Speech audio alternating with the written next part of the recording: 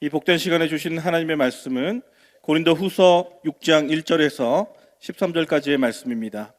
우리가 하나님과 함께 일하는 자로서 너희를 권하노니 하나님의 은혜를 헛되이 받지 말라. 이르시되 내가 은혜 베풀 때에 너에게 듣고 구원의 날에 너를 도왔다 하셨으니 보라 지금은 은혜 받을 만한 때요 보라 지금은 구원의 날이.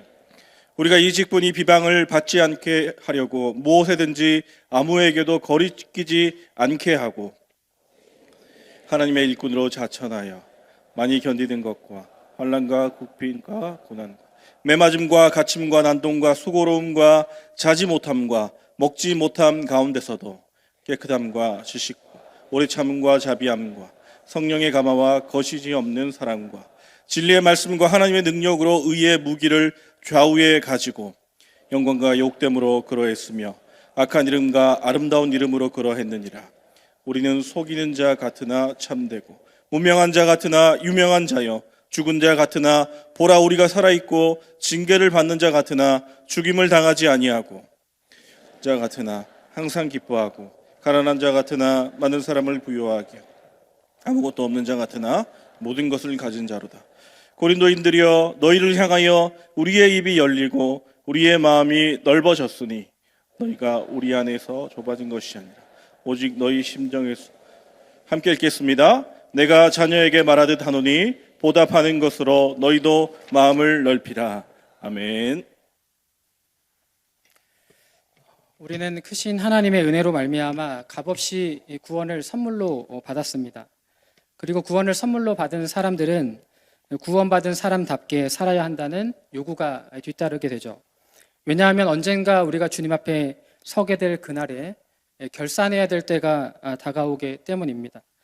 바울은 그 결산의 날을 마주해야 될 사람으로서 삶에 분명한 목적이 있었습니다. 고린도 후서 5장 9절의 말씀에 그런즉 우리는 몸으로 있든지 떠나 있든지 주를 기쁘시게 하는 자가 되기를 힘쓰노라. 아멘. 그렇습니다. 주를 기쁘시게 하는 일에 힘쓰는 것이 은혜 받은 사람들이 살아야 될 삶입니다. 이것이 세상 사람들과 다른 점이죠. 차별성이죠. 그런 의미에서 질문해 봅니다. 우리는 은혜 받은 사람으로서 세상 속에 사는 사람들과 도대체 무엇이 다릅니까? 또한 누군가가 우리에게 세상 사람들과 다른 차별성이 무엇인지를 묻는다면 무엇이라고 대답하시겠습니까? 바울은 복음을 만나고 완전히 다른 삶을 살게 되었습니다. 어떻게 복음의 핍박자였던 그가 완전히 달라질 수 있었습니까? 바울은 고린도후서 5장 17절의 말씀, 우리가 너무나 잘 아는 말씀대로 새로운 피조물이 되었기 때문입니다. 새로운 피조물이 된다는 것이 어떤 의미를 가지고 있다고 생각하십니까? 단순히 존재론적인 의미만을 갖고 있지 않습니다. 이는 새롭게 된 사람이 새로운 생각과 새로운 삶을 가지고 사는 것을 의미하죠. 게다가 이것은 너무나 당연한 변화입니다. 이 일은 사도 바울뿐만 아니라 모든 믿는 사람들이 그리고 믿음의 사람들의 모임인 교회가 경험해야 될 마땅한 변화라는 거죠. 생각과 삶이 변화되는 것 말이죠. 오카넬 목사님께서도 새로운 피조물이 된다는 것을 너무나 영적인 의미로만 생각하지 말라라고 하셨습니다. 이 본문은 예수 믿고 구원받는 것만을 말하는 것이 아니라 동시에 우리의 인간성에 혁명적인 변화가 일어나게 되었음을 말한다라고 옥 목사님은 이야기하셨어요. 그러나 오늘 본문에 등장하는 이 고린도 교회의 성도들은 은혜 받은 자로서의 삶을 마땅하게 살지 못했습니다. 그래서 오늘 우리가 읽은 본문 6장 1절의 시작은 이렇게 말하고 있죠. 하나님의 은혜를 헛되이 받지 말라. 헬라어 케노스라고 하는 단어가 바로 이 헛되이라고 하는 단어인데요. 이 단어의 의미는 비어있다, 무효가 된, 열매가 없는, 효과가 사라진 이라는 의미를 갖고 있습니다. 곧 은혜가 주어졌지만 삶의 현장에서 아무런 변화가 일어나지 않는 상태를 지칭하는 것이죠. 여러분, 고린도 교회의 영적인 상황은 어떠했습니까?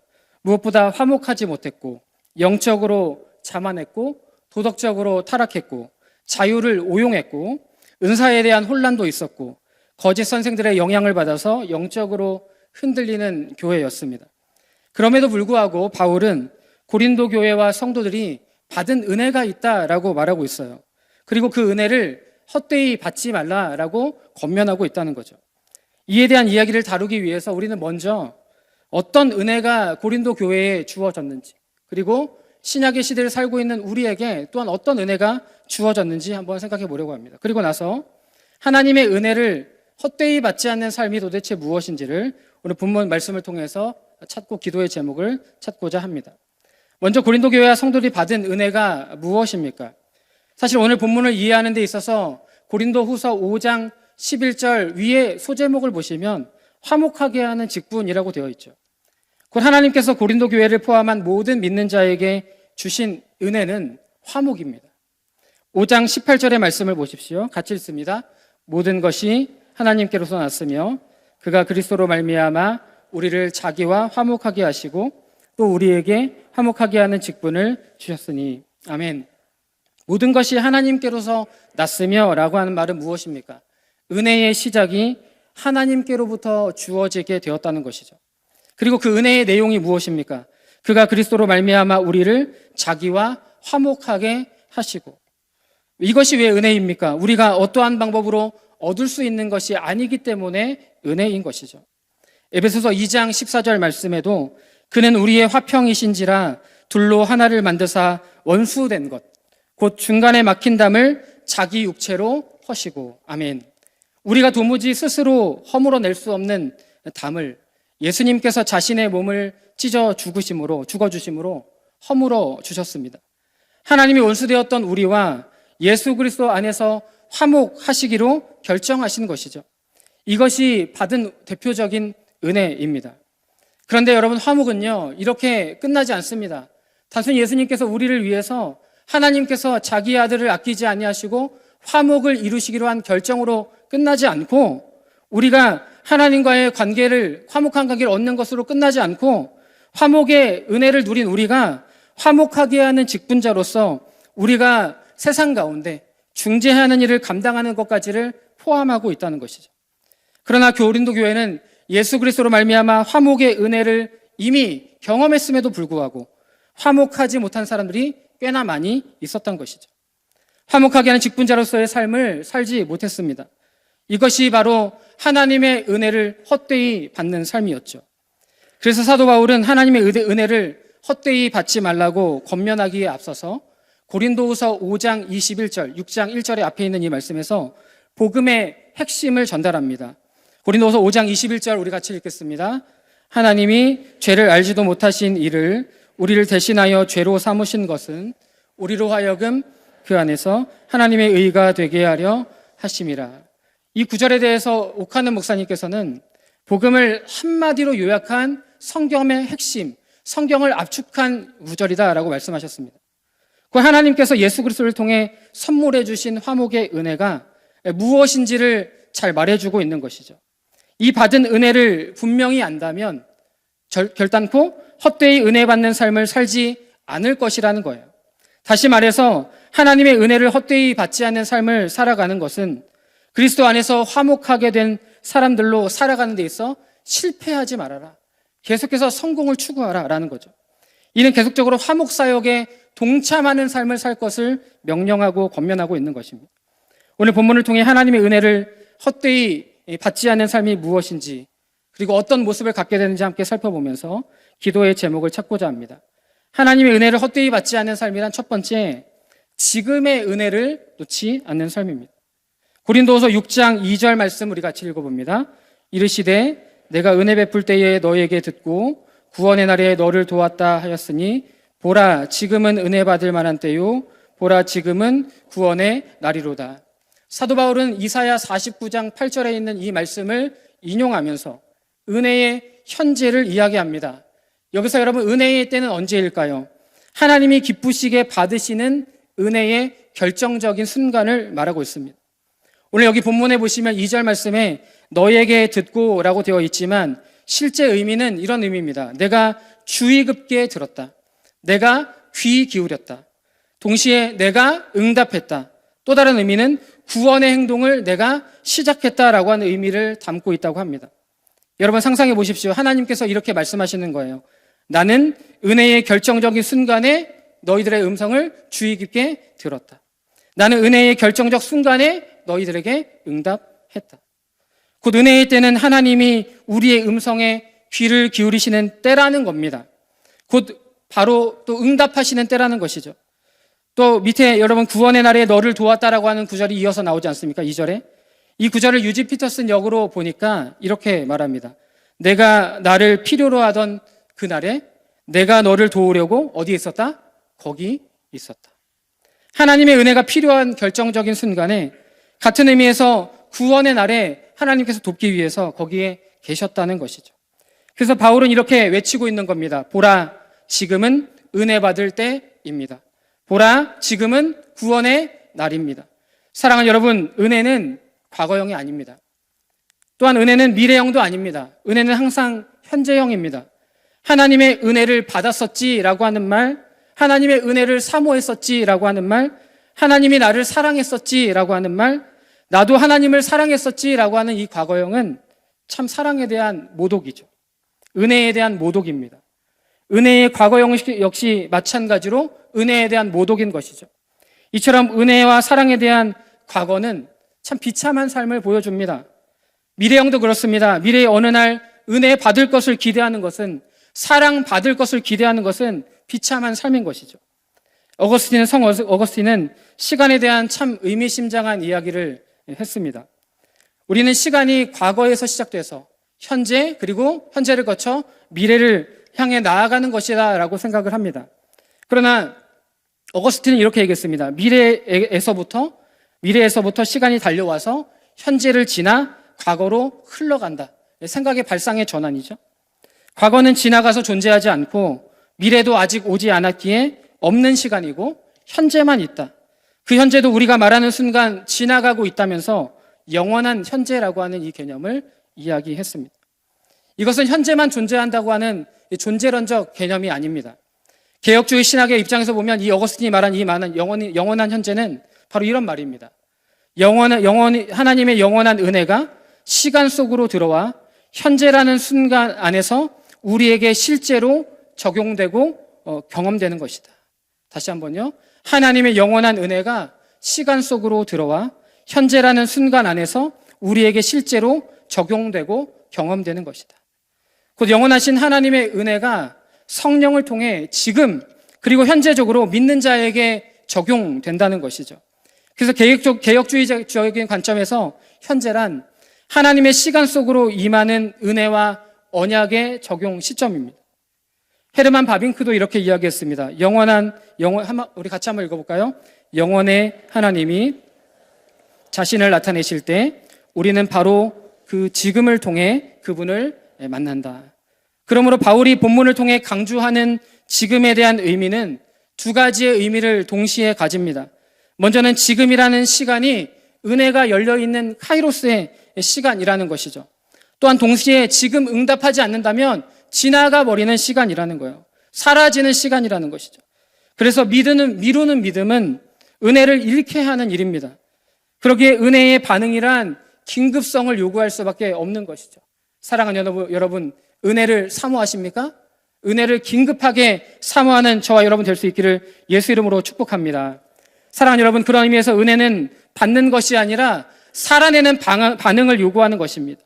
은혜는 어느 과거의 신앙의 추억에 머물러 있지 않게 합니다. 단순한 감정에 머물러 있지 않게 하죠. 오늘 우리에게 주실 은혜를 사모하게 하고 기대하게 하며 현재적인 순종으로 나아가게 하는 줄 믿습니다. 그러므로 우리에게 이미 주신 구원의 은혜를 헛되이 받지 않으므로 화목하게 하는 직분자답게 복음 전하는 복음 전달자의 삶을 계속해서 살아내는 현재적 반응을 일으키는 저와 여러분 될 수 있기를 예수 이름으로 축복합니다. 또한 우리에게 오늘 선물로 주신 이 예배 귀하게 여기면서 오늘 지금 우리에게 주실 은혜를 사모하는 가운데 주님께 발견되는 복된 예배자 되시기를 축복합니다. 은혜는 사모함이고 기대함이고 현재적 순종을 낳습니다. 교회 안에서 여러 섬김의 영역에 동참하는 것도 역시나 은혜에 대한 반응이죠. 그리고 선교지 현장을 위해서 마음을 품고 보내는 선교사의 마음으로 물질로 선교헌금을 작정하는 것 역시도 우리에게 주신 은혜에 대한 반응이며 선교지 현장에 주실 은혜에 대한 반응인 줄 믿습니다. 이처럼 12월 우리는 성탄의 계절을 맞이합니다. 예수님께서 지금 우리에게 베푸신 은혜를 기억하며 오늘 우리에게 하나님께서 주신 이 놀라운 삶을 조금도 낭비하지 않는, 잡지 않는다면 낭비하는 거예요. 낭비하지 않는 복된 삶을 살 수 있기를 예수 이름으로 축복합니다. 은혜를 헛되이 받지 않는 삶 두 번째는 고난 속에서도 은혜의 진가를 드러내는 삶이죠. 바울은 하나님의 일꾼으로서 비방을 받지 않으려고 아무에게도 꺼리낌이 되지 않으려고 부단히 애를 썼습니다. 바울이 지키려고 하는 것은 단순히 자기 자신이 아니었어요. 오히려 자기 자신에 대한 비방은 괜찮았을지 모릅니다. 그러나 하나님의 일꾼이라고 하는 이 직분의 영광이 해함받는 것에 대해서 거룩한 불편함을 가졌습니다. 자신이 혹여나 복음의 방해물이 될까 거룩한 고민을 가지고 있었죠.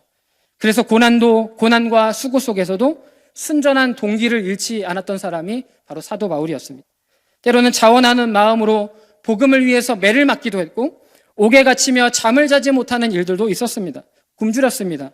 그런 상황 속에서도 영적인 순결을 지켰고 박해자들에게 대항하지 않고 친절하게 대함으로 그리스도의 사랑을 드러내는 일을 했습니다. 그러면서도 바울은 분명한 기준인 진리의 말씀과 하나님의 능력으로 복음 전하기를 주저하지 않는 삶을 살았습니다. 그리고 복음 전하면서 생기는 영광과 모욕을 함께 경험하기도 했죠.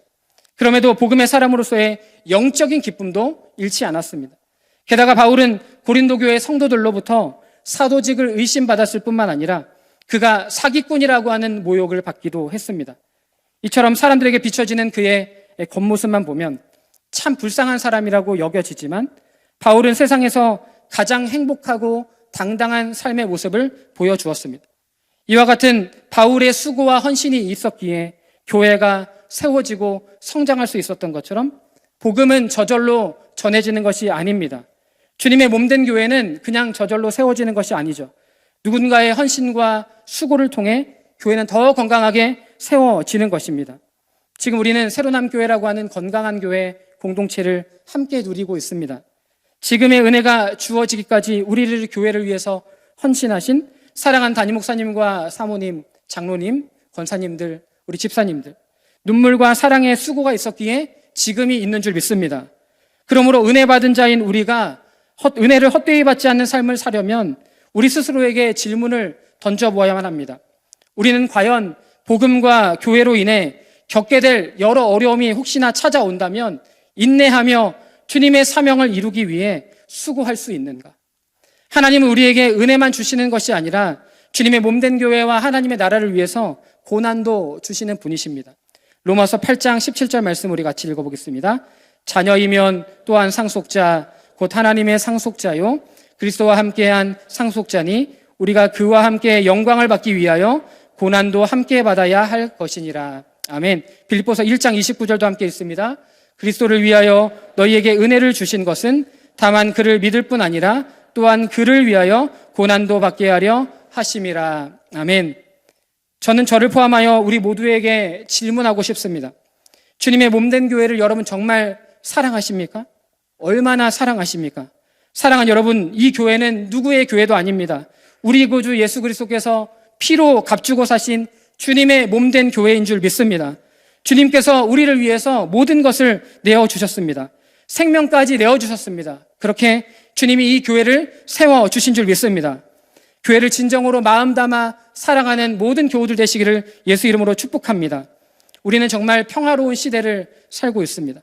부교육자인 저도 우리 교회가 어려움을 겪을 때 중요하고 결정적인 순간에 잊지 못해 다 알지는 못합니다.